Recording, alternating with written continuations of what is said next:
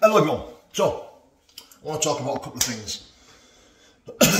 Just watched Jack Draper's video. No, he's talking about this corner of YouTube is pretty quiet, which it is. And the reasons why I don't really post on here as much is because, you know, I haven't got much passion to stay on here like I used to be. This is, you know, it's not a good place to be, this corner of YouTube, if I'm being honest. You know, it can sometimes take a little piece of you. You know, steal a little bit of your soul, steal a little bit of your spirituality, you know, and I think, me personally, well, I'm going to sound dead sensitive saying this, dead sensitive.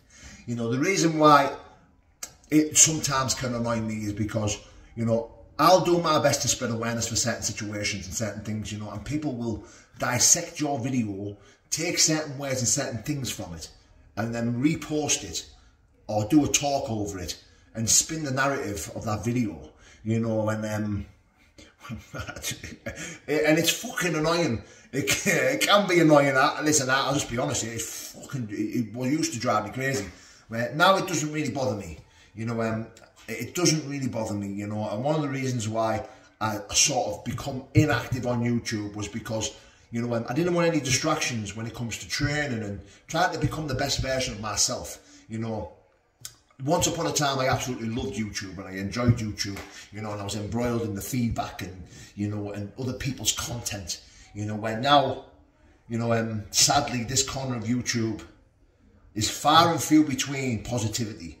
You know, if you scroll enough on this corner, your fucking head will be clouded with shit, like pure shit, you know, There's I won't name them, but there's some really good content creators on this corner of YouTube, you know, who are classed as friend and brothers. And I won't name them because when I miss one or two off, they fucking message me and go mad. But there is a couple of content creators that I find funny, that I think, yeah, I can agree with most of the stuff that comes out of their mouth, you know. And but it is a fucking cesspit for negative bullshit, you know. I'm going to say it anyway, since he come on the scene, since this shadow bacon come on the scene, it's just got seedy, more seedier and more darker, you know, and I've got no time for this corner of YouTube whatsoever, you know. I think the only reason I do continue to post on here is because, you know, I've made some really good friends off the back of YouTube. You know, there's a lot of people that come over to my DMs, messaging on Facebook and Instagram, who I've met. You know, I've got a kid coming down tomorrow.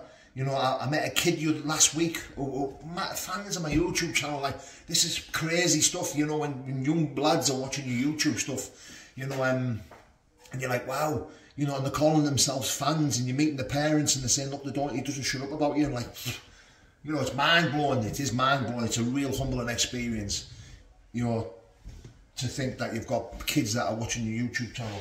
Now, the reason why I want to do this video as well is I want to talk about my second fight in the BKFC. So I am fighting the end of November, beginning of December. I spoke to Bakewell over the weekends, and it's confirmed I'm fighting the end of November. You know, at cruiserweight. I've got a long way to go, like, Jesus.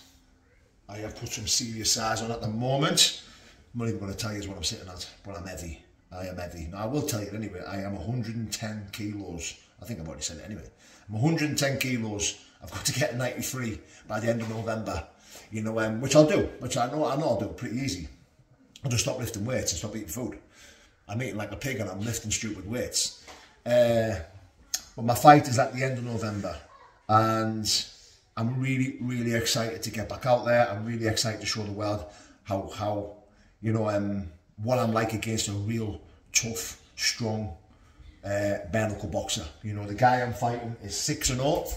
He's undefeated in bare knuckle. He hasn't really fought anyone of my calibre, you know, but I haven't fought anyone of his calibre. I do believe Stanley was a fucking really tough test for me. You know, he was 1-0 in the bare knuckle. He was a big, strong lad. You know, he could punch, but, you know, I was just finding my feet in that fight, just finding my range. You know, if I'm being honest, and this is my total honest opinion, I think I could have got him out there the first round, but I was enjoying myself too much. You know, I could have got Stanley out there in the first round, But I was enjoying myself too much. I was enjoying movement, you know, figuring the range out. You know, I knew I wanted to take my time, I wanted to find my feet, and I wanted to look like a good mover and a good boxer. That's what I wanted to do. You know, but in hindsight, if I wanted to, I could have fucking steamrolled him. That's my opinion, but I was enjoying myself too much, and I stuck to the game plan. The game plan was to go out there, get the rounds in, and enjoy myself, and that's what I did. That's what I did, and I loved it. I loved the experience. It was absolutely brilliant.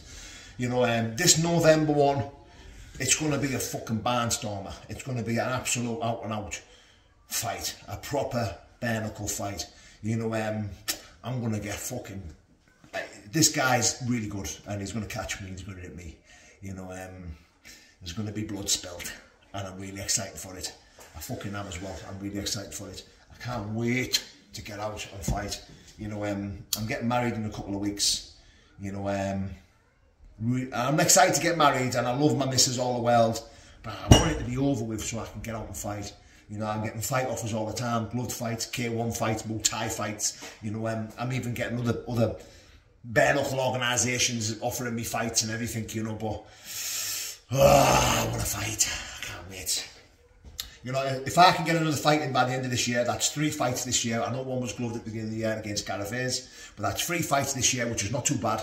You know, and I'm looking to fight 3 or 4 times next year as well, and hopefully become a bare knuckle champion, a BKFC cruiserweight champion.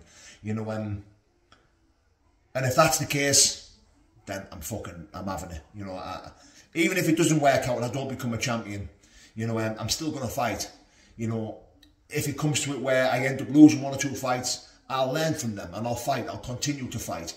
You know, as long as I don't get absolutely fucking flattened, you know, I think I'll be all right. You know, I can't see anyone flatten me, if I'm being honest. You know, getting beat, I think everyone's beatable.